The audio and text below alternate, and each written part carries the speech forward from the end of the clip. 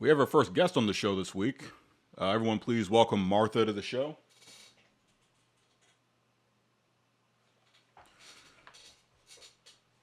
Martha used to have a job. She used to work for the St. Louis Animal Rescue, where she was part of the Puppies for Parole program. But unfortunately, she lost her job during COVID and just decided that she was going to retire at 2 years old. She has not worked since. Mar, you want to say hi? All right, not going. Slating.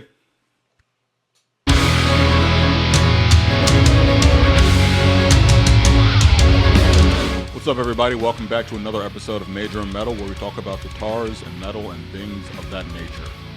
This week, we're going to be looking at a bona fide classic. I don't like the word bona fide.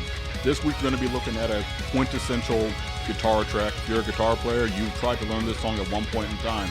Hot for Teacher, off the 1984 album, features the classic Van Halen lineup. Everyone always talks about how great of a guitar player Eddie was, and for good reason. But when that conversation happens, they also don't talk about how great of a vocalist and frontman David Lee Roth is, how great of a drummer Alex is, how great of a bass player Michael Anthony is. You know, it's just all around a killer lineup, and it really goes to show on this track in particular. Just performances from everybody all around are just phenomenal. There ain't much I can say about this one that hasn't already been said, so let's just go ahead and jump into the DAW and get going. Alright, so we're into the DAW here now. As usual, I have my drums programmed. I have my bass pre-recorded, so we're good to go on that. The parts we're going to be looking at are just the intro and the solo for this one. One cool thing about this song is it's just straight double time fill the whole time. Once it starts, it's a ride that just doesn't stop. It just keeps moving no matter what. For my money, I put the tempo at 240 beats per minute, which is bad. But that's kind of the cool thing about a double time swing is you don't really feel it as 240. You feel you feel beats 2 and 4. It's like a 1, 2, 3. While that's still pretty quick, I mean, that doesn't feel like you're running at 240. I almost made a run-in with the double joke right there. I really had to stop myself. But the song starts off with the iconic intro from Alex Van Halen on the drums. It's supposed to be like a motorcycle. I think that's a pretty cool way to do it. We're not doing all that. What we got here is I just have the intro before the guitar comes in programmed. So this is what we got.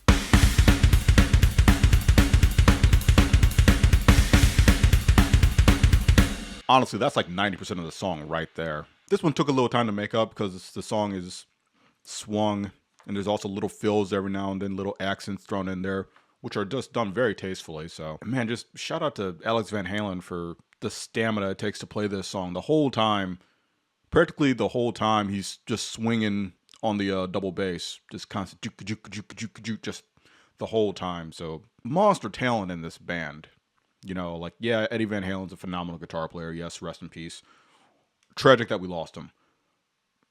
Everyone in this group, in this classic lineup, is just insane at what they do. We also have the bass made up. That's some tracked bass. Nothing special on my end. I'm not the world's greatest bass player, but I play well enough to get it done. So, we're going to be looking at the intro solo and then the guitar solo. I got it made up right here, so it just rolls right into it. Here's what the drums are doing. We're omitting a good chunk of the intro. I don't have the whole Tom thing in here programmed. It's just right before the guitars come in. So this is what we get.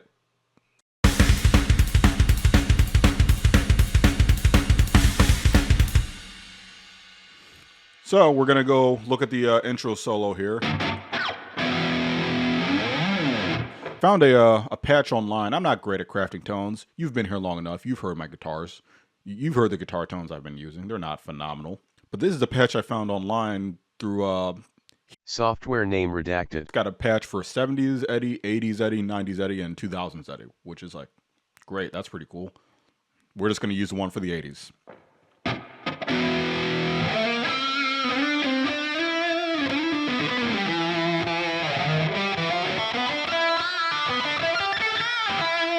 I think it sounds pretty cool. Is it super true to Van Halen's sound? Who's to say? But I think it sounds pretty good, and I think it's stylistically correct. This intro here, we all know it. We've all tried to learn it.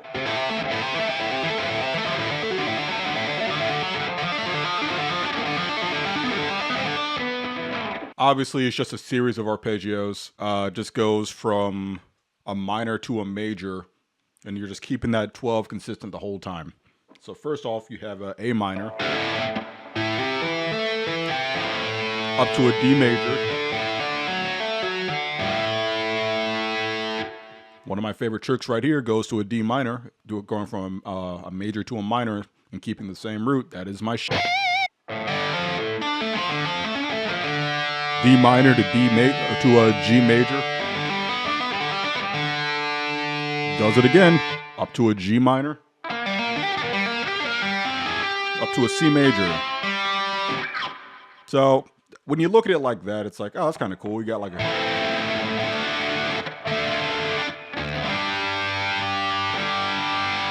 So that's kind of a fun little trivia thing right there. I don't imagine people who are playing this one are really thinking, what chords am I outlining? But there you go.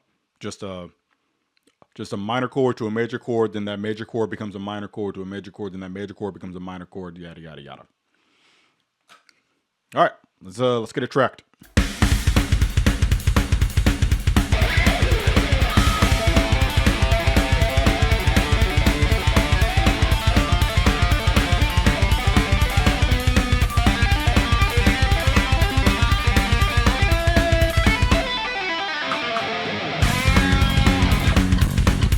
Close enough rendition. We've all heard it before. It's just a fun thing to play. So now that that's tracked, let's get into this. Let's get into the actual solo here. In terms of like analyzing solos and looking for like, oh, what scales are we outlining? What chords are we outlining? What key is this? This one's pretty straightforward. Like, I think, let me see what I have written here. Yeah, man, like pretty much the entire thing is just F minor pentatonic. There's a little bit of, F sharp minor pentatonic, excuse me. There's some F sharp blues in there a little bit. There's a spot where it outlines minor 9, which I think is pretty cool. And there's actually one spot in here, well, 2 spots technically, where we get some bars of 3/4 that I bet you probably never noticed, because I didn't even notice it until I started really looking at it and trying to write the drums out. But yeah, there are 2 bars of 3/4 in this solo, and they're not right back to back. But let's just take a look at this first lick right here. It's just...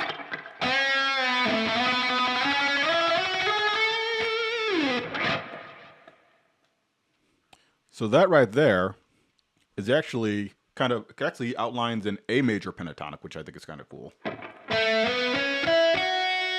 The only difference is we add in that major 7th right there.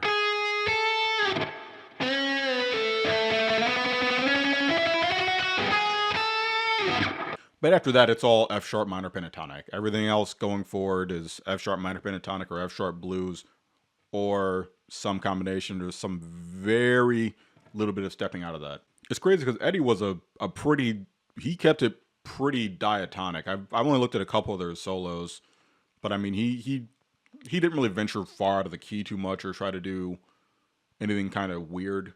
But this is an example of someone that had a mastery of the minor pentatonic scale. There's a reason it's the backbone of most solos from, realistically, still is the backbone of a lot of solos still. I mean, obviously, you have guys like Marty Freeman, one of my favorites, who are going to venture out of that and kind of explore some different sounds. But especially, your guitar gods of the 80s and 90s, just hanging out in that box, man. Just minor pentatonic. First lick there, that minor pentatonic lick, we'll go ahead and major pentatonic lick, we'll get that recorded.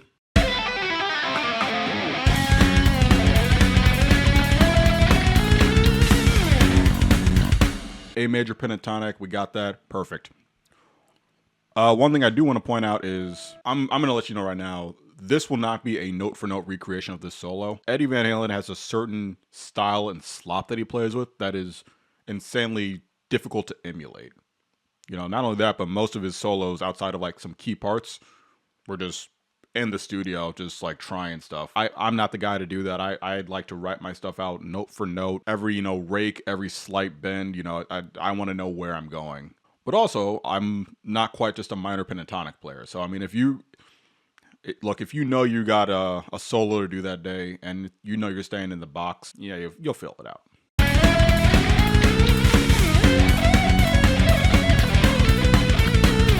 So that next lick there, we're outlining a minor pentatonic for a lot of it. At the very end, we kind of switch to a blues deal. We hit that tritone right there.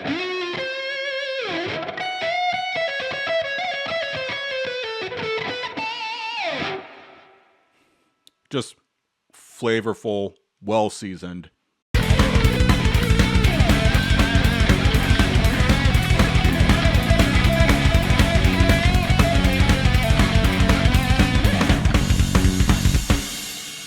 All right, so that lick there starts off with this kind of pinch harmonic deal.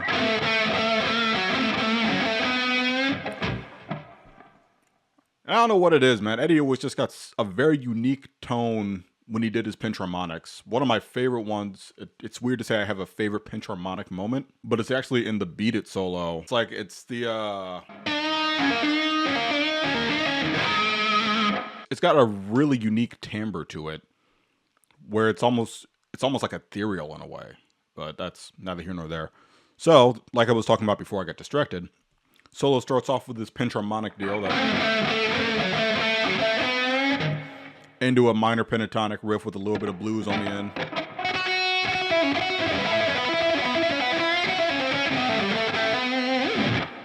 Something invoking that sound, something similar to that. So this next part right here is my favorite part of the solo, just because, you know, it's kind of cool walking up the sequence that walks up, you know. It outlines in F sharp minor 9. We're going to talk about that as well. What really grabs my attention is the dotted quarter note accents. Just full band is hitting it, da da da da. Like everyone's just. It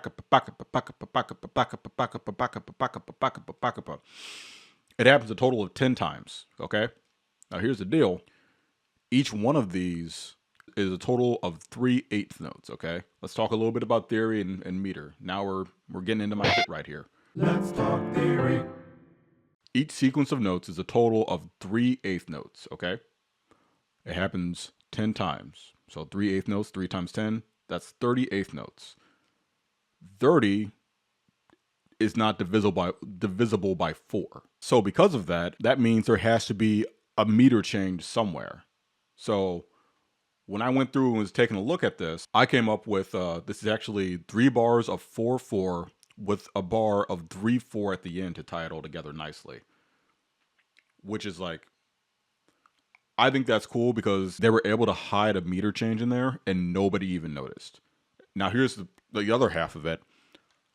I don't think when they were writing this song that they're like, oh, we have to change the meter here. I think they were just vibing and it's like, yeah, this is what came out. Which is super cool if you ask me. I mean, I love, you know, progressive metal where it's just changing the meter for the sake of changing the meter sometimes. But I think when you can slide one in organically that no one even notices, I think that's even more cool. For example, the Pokemon battle theme has a bar of 6/4 in it that most people never notice. Because it's no, not that part. It's so in the third section of the song, there is this you get your melody here.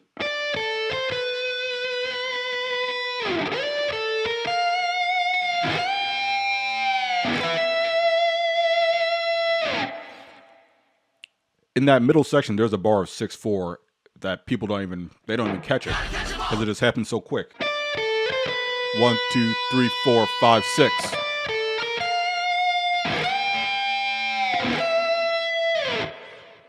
Which is just excellent. All right, back to the task at hand. Van Halen does the same thing right here.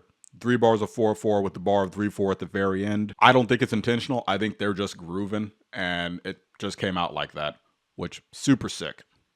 So let's get it. Let's see if we can get this one down.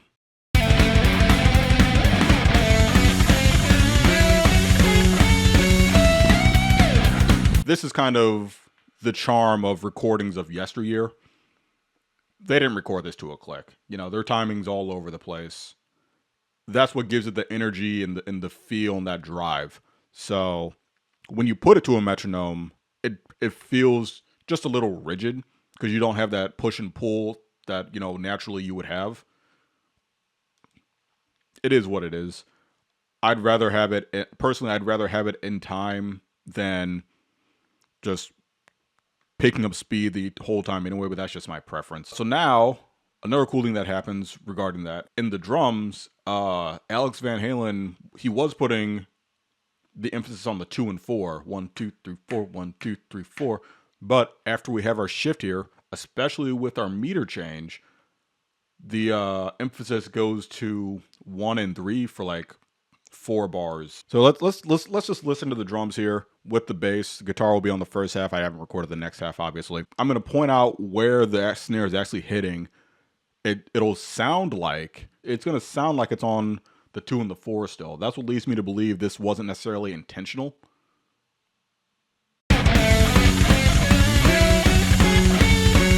One, two, three, four, 1, 2, 3, 4, 1, 2, 3, 4, 1, 2, 3, 1, 2, 3, 4. It's that subtle change right there that allows the drums to flip back over to being on the 2 and the 4, and that is so cool to me, man. I don't know if it was intentional. It could really go either way.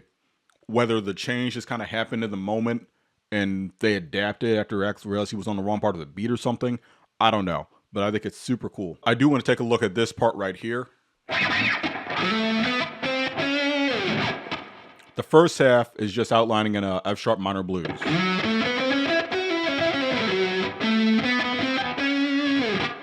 But then the back half outlines an F sharp minor 9, which I think is really cool.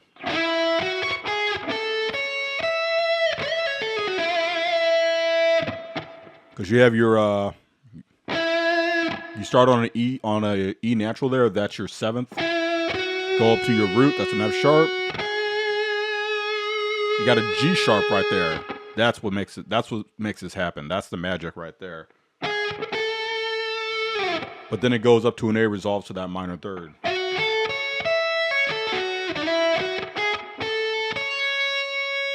That's your C sharp there. Got another E there. That's your 7th. And then resolves to the F sharp at the very end. But just that G sharp in there for a second is like, oh, we got a little color in here, a little flavor.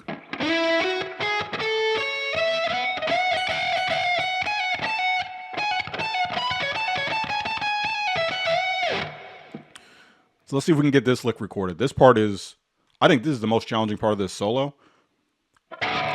Just because there's not, you don't really...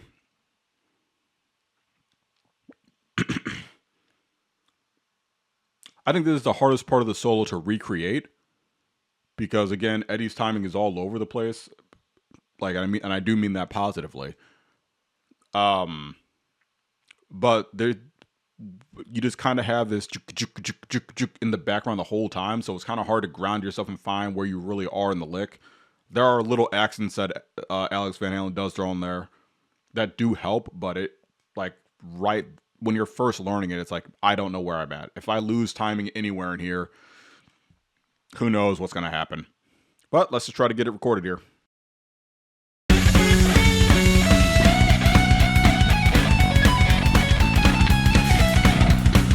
See right there, I was late.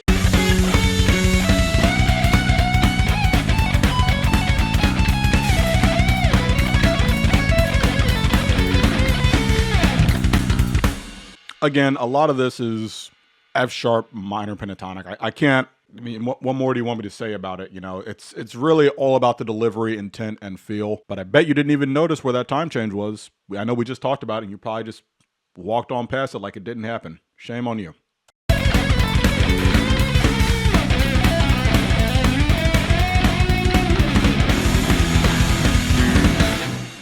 And that's basically it, man. That's those are all the licks there. It's a hard solo if you're trying to be Van Halen. If you're taking as many liberties with it, I mean, it can be easy. But that's a shitty analogy because that can be true for anything. Like, yeah, it's so hard to play like John Petrucci, but if you just don't play the notes that he plays, it's super easy. What I mean when I say that is, I hate to use this term, but to get the feel that Eddie Van Halen has when he plays it cannot be recreated. I mean, I've seen great guitar players play his solos, and there's just something about him, man. There was something in his approach and his touch that was just iconic to Eddie, and you know him when you hear him, you know, and you can't recreate that. So here I am trying to recreate it. And that's why it doesn't sound great. And that'll wrap it up for this week, man. Not too much going on in terms of theory with this one. It's more about just kind of looking at how you can take one scale and really apply it and build something great off of it. But if you like these kind of videos, man, we're doing this every week. Leave a comment, like, share, all that stuff. If there's songs you want to see, go ahead and throw them in the comments, man. I'll read them. I do read your comments, all like 4 of y'all who have commented. Appreciate you. But that'll do it for this week. I'm Major. This is Major in Metal, and we'll see you next time. Peace.